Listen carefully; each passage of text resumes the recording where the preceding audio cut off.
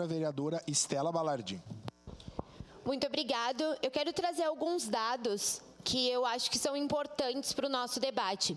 Em primeiro, quero concordar com o vereador Aldonei. Independente de quem roubou, roubou e que seja penalizado, que seja de fato cumprida a lei.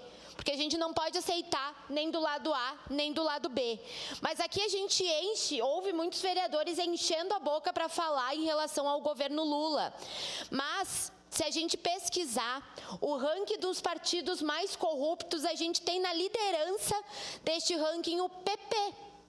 E isso me surpreende muito, porque a gente enche a boca para falar da esquerda, para falar do PT, mas a gente esquece de olhar para os nossos deputados e deputadas.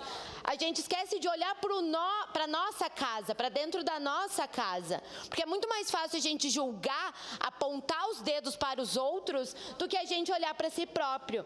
Foi tratado aqui que a CPI das bets é uma cortina de fumaça. É mais um dado que é importante trazer.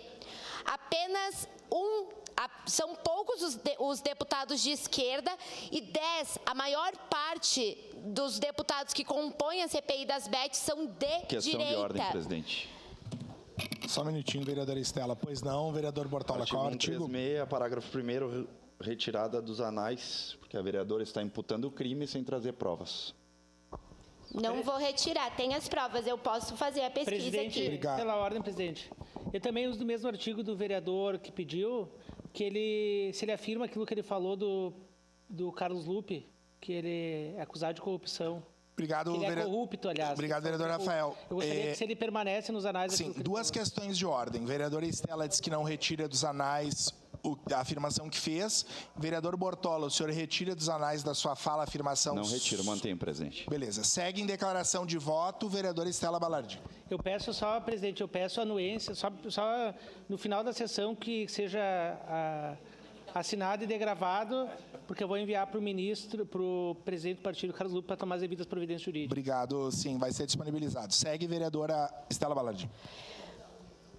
Para continuar, a gente tem, durante o dia de ontem, o maior circo montado dentro do Congresso Federal para tratar das bets. E é importante dizer que o deputado que tirou a foto é um deputado do Republicanos.